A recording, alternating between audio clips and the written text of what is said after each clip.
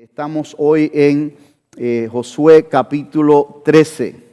Nosotros estamos en una serie que se llama Fuertes y Valientes, ¿verdad? Y esta serie vamos ya por el capítulo hoy 13. La semana pasada nosotros hablamos del capítulo 12 y hablamos un par de cosas interesantes.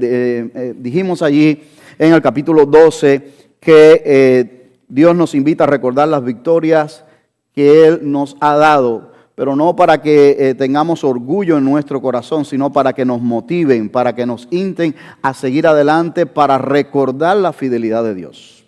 ¿Okay? Para eso, en parte eso es lo que le estaba recordando Dios al pueblo de Israel. Y dijimos también que el recordar estas cosas nos invita a mantener viva las cosas que Dios ha hecho. Por tanto, Dios le pidió al pueblo de Israel que cuando llegaran y conquistaran la tierra de Canaán, le recordaran a sus hijos, para que cuando sus hijos preguntaran, Deuteronomio capítulo 6, ¿verdad?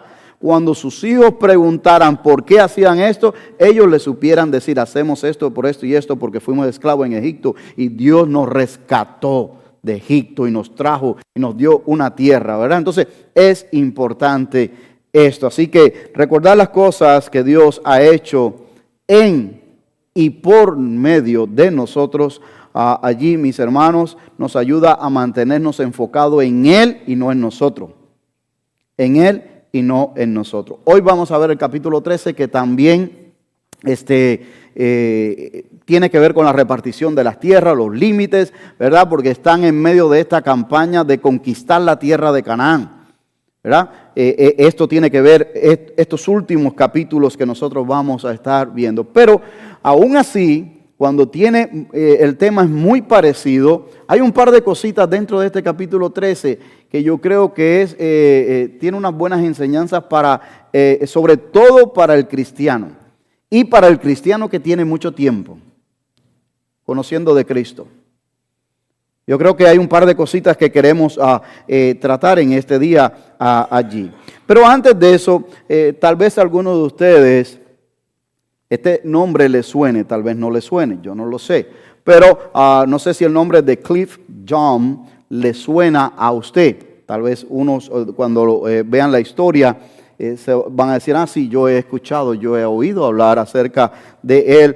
Pero en el 1983, Australia organizó un ultramaratón de 573 millas, aproximadamente casi 900 kilómetros allí, que iba desde Sydney a Melbourne. O sea, es una distancia bastante considerable allí, mis hermanos. Esta carrera requería varios días para completarse. Esto no era un maratón, es un ultramaratón. ¿Okay? Entonces se requiere varios días, muchas horas y descanso y preparación física allí. Bueno, en el 1987, porque esto siguió, ¿verdad? Allí volvieron a convocar a todas partes del mundo y pocas horas antes que comenzara el ultramaratón, Cliff John llegó a registrarse. Llegó a registrarse con un overol y con unas botas de goma. Una mochilita, por supuesto, pero llegó a registrarse. La gente de la registración pensó que era una broma de mal gusto y empezaron a reírse y a burlarse. Que alguien le había tomado una broma a él y lo había enviado allí para hacer una broma. Pero él dijo: no es una broma, yo me quiero registrar. Y se registró. Ellos lo registraron con risas y con cosas, le pusieron el número en el overall, mira, allí es donde tiene que presentarse para la carrera, y allí fue y se presentó. Y cuando se pone en posición de arranque, ¿verdad? Cuando iban a sonar el disparo, pues todos los atletas de todas partes del mundo, usted ya sabe cómo estaban equipados. Con todo habido y por haber, con todas las mochilas, con todas las personas que iban a estar apoyándolo a lo largo de la carrera, en el transcurso de las millas, ¿verdad? Porque era una carrera bastante larga, mis hermanos. Cuando suena el disparo y salen, la gente que estaba allí se empezó a reír. ¿Por qué? Porque aquellos otros deportistas salieron con una zancada, unas cosas tremendas, ¿verdad? este hombre en su overall, con sus botas de goma, casi que arrastrando una pierna, pues se rieron con él y dijeron, saquen ese viejo loco de la carrera. ¿Qué están haciendo? Pero no lo pudieron sacar porque él estaba registrado y él quería hacer la carrera. Bueno, déjenlo. Pero empezaron a reírse allí, mis hermanos. Y entonces la carrera continuó allí, mis hermanos.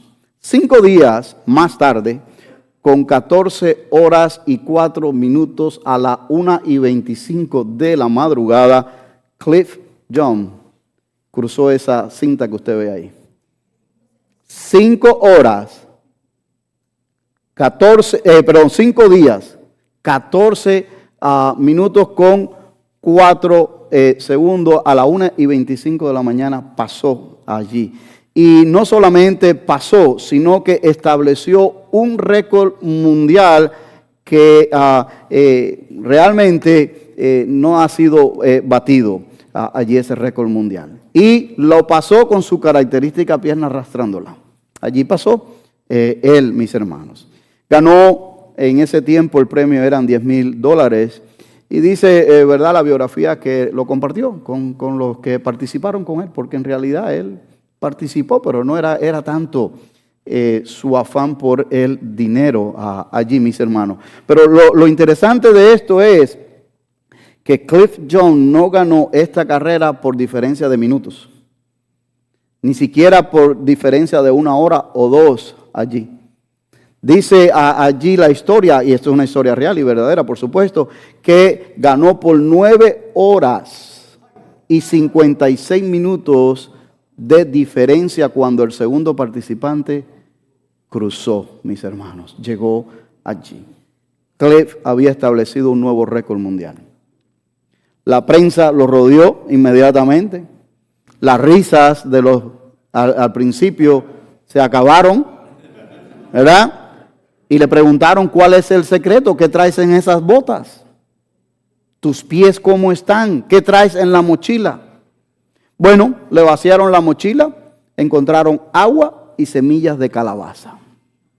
Con eso se había alimentado, con semillas de calabaza y agua. Pero descubrieron un secreto en la conversación con él. El secreto fue que Cliff John no se detuvo a descansar nunca del maratón. Mientras los corredores corrían 18 horas y descansaban 4 o 5 horas, cogían oxígeno, relajaban los músculos y seguían corriendo, Cliff, a su pasito con su pierna arrastrada, nunca se paró a descansar y por eso pudo llegar a la meta primero que todos estas otras personas, mis hermanos, allí. ¿Cuál es la moraleja de esta historia real? Que usted la puede la puede buscar. ¿Cuál es la moraleja de esta historia? Bueno, la moraleja de esta historia no es cómo comienzas, sino cómo terminas tu carrera. Tal vez muchos comenzamos un poquito flojo en el Evangelio. Tal vez muchos comenzaron con un pie acá, un pie allá, porque no había un compromiso con el Señor. Comenzamos que si dudando, que si esto, que lo otro. Comenzamos que no sé si me debo bautizar o no. Y comenzamos poco a poco. No es mi tiempo todavía. Pero es cómo terminas en la vida, la carrera cristiana, mis hermanos. Otra enseñanza que esta historia real nos deja es que no es la velocidad, sino la perseverancia, la constancia en la vida cristiana. Hay algunos que se entregan al Señor Jesucristo y después quieren hacer todo. Es mejor irse despacio, irse suave, oyendo el consejo del Espíritu Santo que nos va diciendo. ¿Ve? La perseverancia en la vida cristiana es algo que Dios valora mucho. Dios valora mucho. Otra enseñanza de esta moraleja, y hay muchas otras, estoy dándole algunas de ellas allí. Otra enseñanza es que no dejes que los demás te distraigan y menos que te desanimen en la carrera. Al principio se burlaron de él, se rieron, saquen a este viejo loco de ahí. Pero este viejo loco no le prestó caso a eso. Él sabía por qué estaba allí. Quería correr. No para enseñarle al mundo nada, quería correr. No dejes que nadie te desanime. Tú vas de nuevo para la iglesia hoy domingo. Wow, en vacaciones también. Wow, y los miércoles también te hacen ir a la iglesia. Porque fíjese cómo es el enemigo. Te hacen ir. Así te dicen. O sea, no te dicen que vas. Dice, ya, es que en la iglesia exigen que tienes que ir. Tienes que ir a marcar. Y todo ese tipo de cosas que un poquito burlona. A veces son los compañeros de trabajo, a veces la familia que no entiende esto. A veces puede ser de otros lados. Pero eso pasa, mis hermanos. No dejes que eso te detenga. No dejes que eso te detenga, mis hermanos. Y por último, sacado de Filipenses 3:12, corre tu carrera cristiana con el fin en mente. Con el fin en mente, con la meta. Esto fue lo que Pablo le dijo a los filipenses en el capítulo 3. Allí, versículo 2 dice, no es que ya yo lo haya alcanzado ya, ni que ya sea perfecto, sino prosigo, por ver si logro hacer aquello para lo cual fui también asido por Cristo Jesús. Hermanos, le está hablando a la iglesia.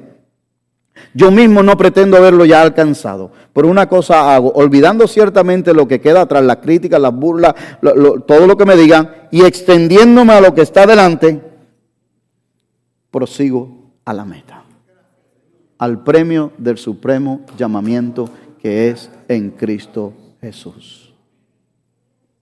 No es cómo comienzas, es cómo acabas. El tema de hoy tiene que ver con esto, por eso le hice esa historia, una historia real. Pero el tema de hoy de Josué 13, yo le puse por título, asegurémonos de terminar bien. Asegurémonos de terminar bien. Vamos a ir a los versículos 1. Voy a leer algunos versículos, no lo voy a leer todo, es un capítulo largo también, son 33 versículos.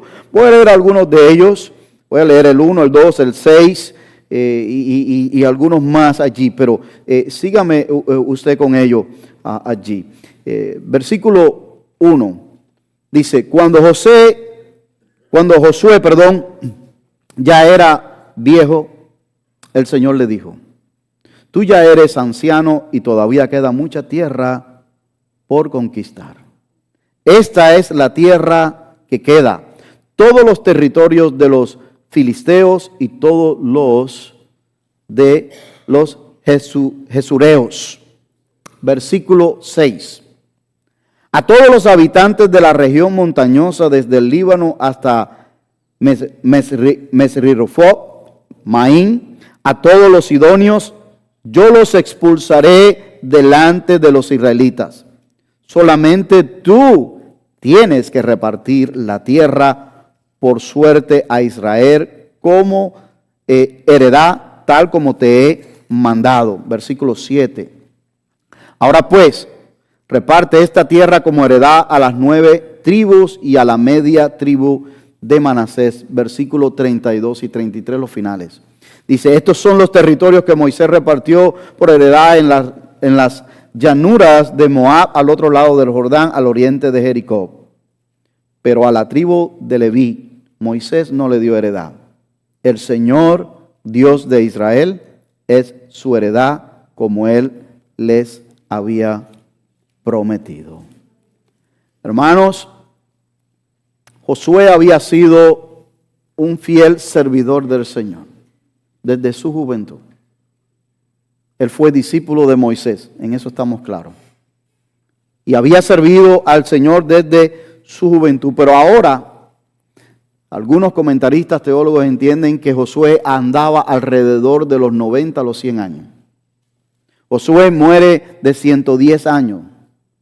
Cuando nosotros vamos a llegar al capítulo 24, allí en el capítulo 24 que ya está el funeral de Josué y toda esa parte, que es un capítulo que todos conocemos bien porque es un capítulo donde él reta al pueblo de Israel y le dice, bueno, pero yo y mi casa, veremos. Es en esa porción. que nos dice la palabra que él tenía 110 años. Cuando esto sucede en el capítulo 13, él estaría entre los 90, 95, 100 años. No había mucho más tiempo para poder repartir esa tierra.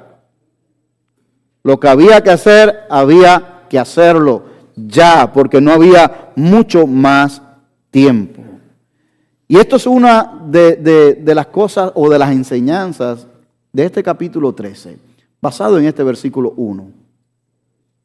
Persevera en tu llamado hasta el fin. Persevera en tu llamado hasta el fin. Mi querido hermano, amigo que estás aquí. La mayoría de las personas que estamos aquí, en contexto general, mis hermanos, no tiene todo el tiempo que desea en la vida para realizar todo lo que quiere. ¿Verdad? Siempre se nos queda algo allí. Siempre allí decimos, quisiera hacer tal cosa. O me hubiera gustado haber hecho esto antes. No tenemos todo el tiempo, mis hermanos. Así que, ¿qué es lo que te quiero decir con esto? Es bueno que usted haga una revisión, un inventario allí de las cosas que le gustaría hacer. Cosas que le gustaría hacer usted de manera personal, profesional, en familia, y que no las deje para lo último, sino que las evalúe y para que cuando la noche llegue, cuando el tiempo llegue, no haya allí regret, no haya allí pesar y decir, me hubiera gustado esto, me hubiera gustado lo otro, sino que usted lo intentó, usted trató de hacerlos allí, mis hermanos. Vemos que desde el versículo 1 al versículo 7, Dios no había acabado con Josué. A pesar de la edad que Josué tenía, a pesar de las conquistas que ellos habían hecho, había trabajo que hacer, mis hermanos. ¿Y qué es lo que nos dice esto a usted y a mí? Que usted y yo, aunque nos podamos sentir débiles, aunque nos podamos sentir cansados, aunque tal vez fatigados, desanimados, Dios no ha acabado con nosotros. Dios no ha acabado con nosotros, mis hermanos. El Señor es nuestra fortaleza. Mire el versículo 6.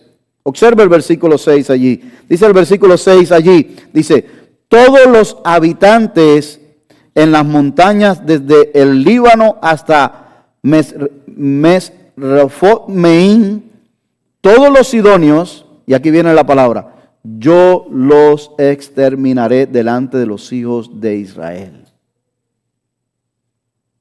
El Señor está con usted y está conmigo, hermano. Él no te ha dejado. Él no nos ha dejado. Hay una promesa que Él estará con nosotros. ¿Hasta cuándo? Todos los días hasta el fin del mundo, hermano. Dios no ha acabado contigo y conmigo, aunque a veces nos podamos sentir desanimados. Aunque a veces pensemos, bueno, ya qué más voy yo a hacer. No, hay cosas que hacer. Y esto es parte de lo que Dios le está mostrando a Josué aquí. Es interesante que observemos un detalle en esta porción. Y creo, sobre todas las cosas, que es bien importante para el cristiano de muchos años. Para el cristiano de muchos años. ¿Por qué? Porque Dios hace énfasis en Josué solamente en que debe de ¿qué? De repartir las tierras. No le está diciendo a Josué, ahora tienes que salir con la espada a conquistar esta tierra. No.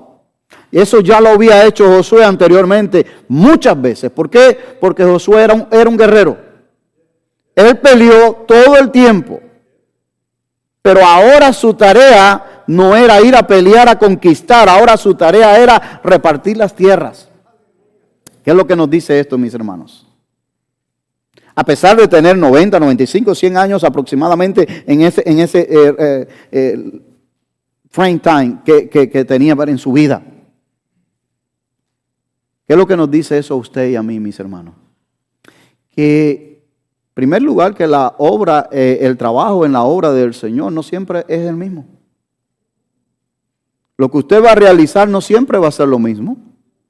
Tal vez no va a ser lo mismo que cuando usted comenzó sirviendo al Señor. Que sirvió como mujer, que sirvió limpiando aquí, limpiando allá, haciendo esto, lo otro, para aquí, yéndose de misionero por acá, por esto, lo otro. ¿Sabe qué? esas cosas pueden cambiar con el tiempo. Porque sus energías no son las mismas, porque su salud no es la misma. No es lo mismo ya. Yo recuerdo cuando comenzamos esta iglesia, acá nosotros poníamos una carpa acá para hispanidad y la ponemos todos los años. Y al principio venían hermanos que comenzaron en la fundación y que llegaron después y ahí andábamos dando con ese mazo las estacas y todo aquello y levantando aquella carpa enorme. Con el tiempo, los que han venido han ido reemplazando eso. ¿Por qué? Porque las fuerzas ya no son las mismas, porque las rodillas ya no son las mismas, porque las muñecas ya no son las mismas. Yo he visto eso y no hay nada malo con eso. Ahora ellos están haciendo otras funciones. Y eso es lo que le estaba pidiendo Dios a Josué. Dios le estaba pidiendo a Josué, yo no te estoy pidiendo que tú vayas a enfrentarte a todas estas montañas y todas estas personas que están allá. Yo lo que te estoy pidiendo es que te mantengas fiel y repartas las tierras como yo te he dicho. Reparta las tierras como yo te he dicho, mis hermanos. ¿Qué nos dice esto a nosotros, mis hermanos? Que la edad no es un límite para servir al Señor. Se puede servir en diferente capacidad. Que el Señor nos puede y desea usar en otras capacidades. Sí. Hay personas que tienen un ministerio de llamar por teléfono. Llaman por teléfono.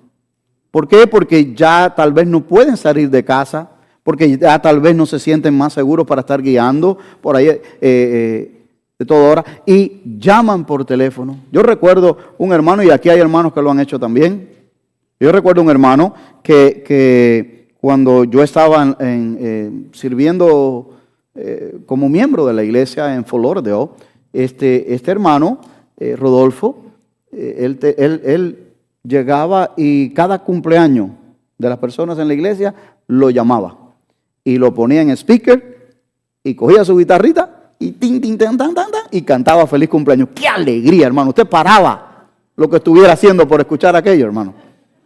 Claro que sí, porque eso era parte de él no salía, pero él llamaba y te cantaba. Él tenía el directorio y sabía cuando usted cumplía años. Y te llamaba y oraba contigo. Y dice, hermanito, lo dejo, gracias. Y ya, así rapidito. Hay ministerios que se pueden hacer aún desde casa. Aún desde casa. Persevera en el servicio divino, aunque nuestra vocación cambie. Persevera en el servicio divino, aunque nuestra vocación cambie. Eso es lo que nos está llamando Dios. Dios nos está llamando a seguir perseverando. No, que me fuiste fiel aquí, yo quiero hacer eso hasta que yo me muera. Bueno, gloria a Dios si lo puedes hacer. Pero ¿y qué tal si no lo puedes hacer? Ya porque no lo puedas hacer, no vas a hacer nada más en la obra del Señor.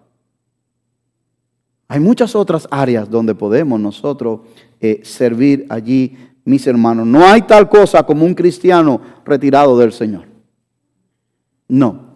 Usted se puede retirar del pastorado, evangelista, se puede retirar allí de esa función, ese rol que desempeñó durante mucho tiempo por diferentes motivos. Pero del Señor nunca nos vamos a retirar, mis hermanos. Del mundo sí nos retiramos, pero nunca de Cristo. No sé cuántos violinistas hay aquí, pero tal vez usted ha escuchado hablar de un violín que se titula Stradivarius. Eso es una de las... Vaya, si usted por casualidad, alguien le obsequió eso y no sabe lo que tiene, llévelo a cotizar porque puede ser que se vuelva millonario de un día para otro. Son de los violines más caros que hay en el mundo, mis hermanos. De los violines más caros que hay allí. Ahora, este violín no se vuelve inútil aunque le hayan pasado 300 años. No. Al contrario, su madera vieja, desgastada, según los que saben que son profesionales en esto, dice que produce un sonido más profundo, rico y costoso que cualquier otro instrumento nuevo. Déjame decirle a alguien de ustedes aquí en este día que la vejez o el desgaste físico no disminuye nuestro valor. La vejez o el desgaste físico no disminuye nuestro valor. Dios usa el desgaste de los años para producir melodías con sabiduría para aquellos que estén a nuestro lado, que las sepan apreciar. Que las sepan apreciar, mis hermanos, allí. Hay áreas de tu vida en las que sientes que la obra está inconclusa. Pues necesitas meditar y hablar con el Señor en ello. Necesitas meditar en eso, hablar con el Señor respecto a ello. Dios le dijo a Josué allí, yo no he acabado contigo. Yo no te estoy pidiendo que salgas a guerrear. Yo lo que te estoy pidiendo es que te mantengas fiel, firme. Y que repartas las tierras que yo te voy a dar. Porque yo sigo con ustedes. Eso es lo que dice el versículo 6. Yo los exterminaré delante de los israelitas. Entonces tú repartes las tierras. Ahora ya tú no vas a conquistar, tu vocación cambió. Más como un administrador en este caso. Esto nos lleva a la segunda parte que le quiero compartir en este día, este capítulo 13. Nuestra identidad no está en lo que poseemos, sino en nuestra heredad. Sí, en nuestra heredad. Y eso es lo que Dios le dice específicamente a las tribus de Leví. Sí, dice el versículo 14, solo a la tribu de Leví no le dio Moisés heredad. Las ofrendas encendidas al Señor, Dios de Israel, son su heredad. De ahí se iban a alimentar ellos, como Él le había dicho. Y allí en el versículo 33 lo vuelve a repetir. Pero a la tribu de Leví Moisés no le dio heredad. El Señor, Dios de Israel, es su heredad, como Él les había prometido. 2 veces en este capítulo 13 el Señor repite lo mismo a Josué. Para enfatizar, para recargar esto, mis hermanos. Esta tribu no tendría que preocuparse de labrar la tierra, de criar ganado o de pastorear ovejas. El Señor proveería lo que ellos necesitarían. Ellos debían de serle fiel en el servicio para lo cual Él los había llamado. Él era su sustentador, su proveedor. Él era su heredad. Allí, mis hermanos.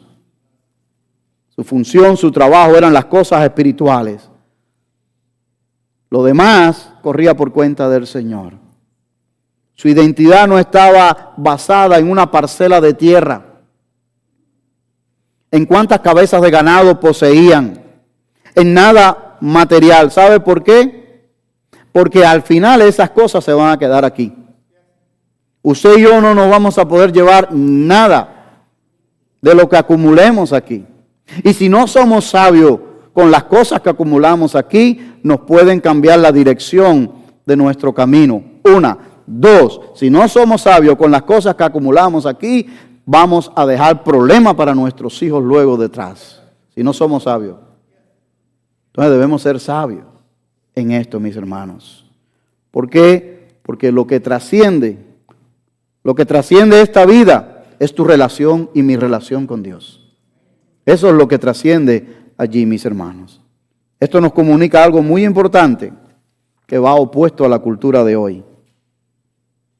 Valoremos la presencia de Dios más que cualquier otra cosa. Valoremos la presencia de Dios más que cualquier otra cosa, mis hermanos. En este país y en Europa, eso no es lo que refleja la cultura, ni tampoco lo que reflejan muchas iglesias. Dios le recordó a Josué que su tiempo estaba terminando. Pero aún quedaban cosas por qué hacer. Quedaban cosas que hacer. Terminar la carrera, hermanos, no es solo cruzar la meta, la cinta y llegué. ¿Ok? Es asegurarte que no le dejas gigantes detrás a otros que les vayan a destruir sus vidas. Terminar, lo voy a repetir, para ver si no, porque usted entienda lo que les quiero comunicar. Terminar la carrera bien no es solamente cruzar the finish line. No es cruzar la meta solamente y terminarla bien. Tenemos que tener cuidado, no dejemos gigantes detrás que después van a estar acosando a los que queremos, a nuestros hijos, a nuestros nietos. Sí, gigantes como qué. Bueno, gigantes como organizaciones que atacan directa y abiertamente la vida del ser humano. También atacan al cristianismo. También leyes que prohíben hablar de Cristo. También allí tecnología usada para el mal de nuestros hijos. Ese tipo de gigantes que usted y yo tal vez no invertimos el tiempo en educar a las generaciones que vienen detrás de nosotros y hablarles de estas cosas, cómo pueden perturbar su pensamiento, su corazón y hasta desviar su camino en un futuro, cuando usted y yo no estemos allí para recordarle. Ese tipo de gigantes puede hacer eso. Pero una cosa sí podemos hacer nosotros para contrarrestar esto. Porque estos gigantes, como he dicho, son tan grandes que a veces no podemos vencerlos. Tienen una cantidad inmensa de plata, de dinero. Y es difícil contrarrestarlo. No imposible, pero es difícil. Pero una cosa sí podemos nosotros hacer. Es dejarle la herencia del Evangelio. El conocimiento del Dios verdadero, mis hermanos. Una herencia incorruptible. Para que el día que esos gigantes ataquen a nuestros hijos, ataquen a nuestros nietos y se levanten en contra de ellos, nuestros hijos y nuestros nietos sepan cómo resistir y defenderse con la verdad de la palabra de Dios. Eso sí podemos hacerlo usted y yo. Eso sí podemos. Tal vez no tenemos los millones para contrarrestar todas esas corporaciones y todos esos gigantes grandes que quieren socavar y dañar la mente y el corazón de nuestras familias. Tal vez no lo tenemos. Pero sí le podemos dejar la herencia. La herencia del Evangelio, mis hermanos. Tal vez usted piense que solo la tribu de Leví era la heredad del Señor. Pero déjame decirle algo más. Observe conmigo estos versículos. Porque no solo la tribu de Leví era la heredad del Señor. Miren lo que dice el apóstol Pablo a los Colosenses capítulo 1 versículo 12. Dice, con gozo dando gracias al Padre que nos hizo aptos para participar de la herencia de los santos en luz. Más adelante en ese capítulo, pero en ese libro, por el capítulo 3 dice, todo lo que hagan, háganlo de corazón como para el Señor y no para los hombres, sabiendo que del Señor recibirán recompensa de la herencia. Es a Cristo el Señor a quien sirven. Por si fuera poco, en Hebreos capítulo 9, versículo 15 dice, por eso Cristo es el mediador de un nuevo pacto, a fin de que habiendo tenido lugar una muerte para la redención de las transgresiones que se cometieron bajo el primer pacto, los que han sido llamados reciban la promesa de ¿qué? De la herencia eterna. Tenemos herencia, mis hermanos. Él es nuestra heredad. El apóstol Pablo, escribiendo a los romanos, le dice en Romanos 8, y si hijos, también herederos, herederos de Dios y coherederos con Cristo, si es que padecemos juntamente con Él, para que juntamente con Él seamos glorificados.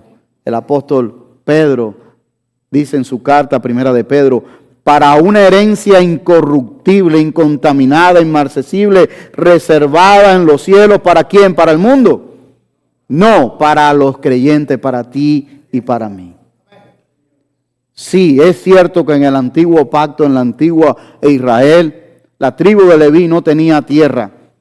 No tenía una porción específica. ¿Por qué? Porque Jehová era su herencia, era su heredad. Él lo sustentaba. Pero para nosotros en el nuevo pacto, hoy en día, nosotros los creyentes, Cristo es nuestra heredad. Él es nuestra herencia, mis hermanos.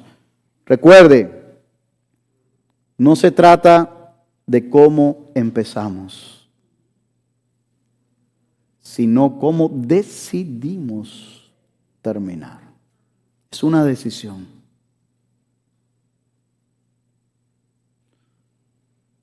It's not how you started. It's how you decide to finish. Eso es lo que es importante. Póngale atención a eso, mis hermanos.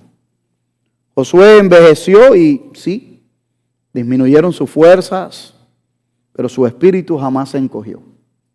Es mi oración que nuestro espíritu nunca se encoja. Que tal vez estemos arrugados por fuera, con achaques, con dolores. Sí, todo eso es normal. Todo eso puede pasar.